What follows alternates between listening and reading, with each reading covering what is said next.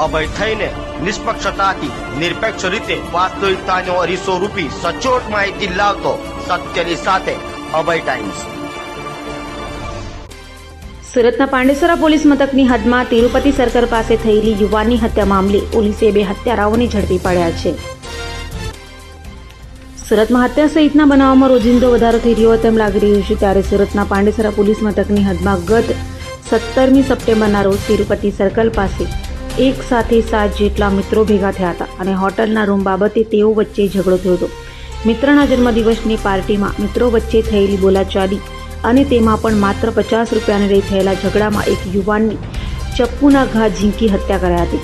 તો આ હત્યાકાંડમાં પાંડેસરા પોલીસે 2 હત્યારાઓ બિટ્ટુ સિંહ અવધિયા અને ચંદન દુબેને ઝડપી પાડી તેઓને સળિયા પાછળ ધકેલી દીધા છે। આરોપી ઝડપી પાડવામાં આવે છે। શું છે વિગત?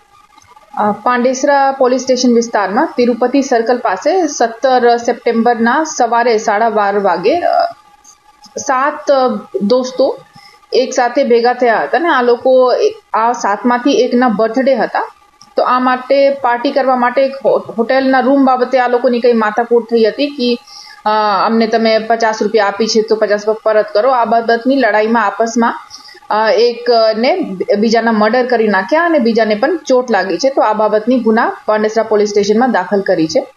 તો આમાં જે મરણ જનાર છે એમના નામ ભગત છે અને આ બીજાને જેમને ઈજા પહોંચી છે એમના નામ અનિલભાઈ રાજભર છે અને આ બંને આરોપી બિટ્ટુ સિંહ અવધિયા અને ચંદન દુબે આ બંનેને અરેસ્ટ કરી લીધા છે। કેટલા આરોપી વોન્ટેડ છે અને હત્યા શા માટે કરવામાં આવી? ટોટલ 2 જ આરોપી છે, બિટ્ટુ સિંહ અવધિયા અને ચંદનસિંહ દુબે, અને આ બંનેને અરેસ્ટ કરી લીધા છે।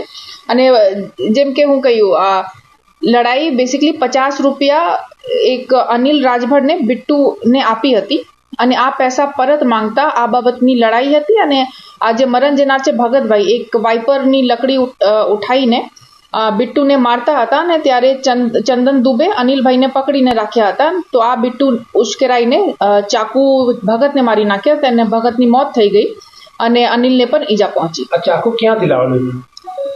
ચાકુ એમની પાસે જ હતા।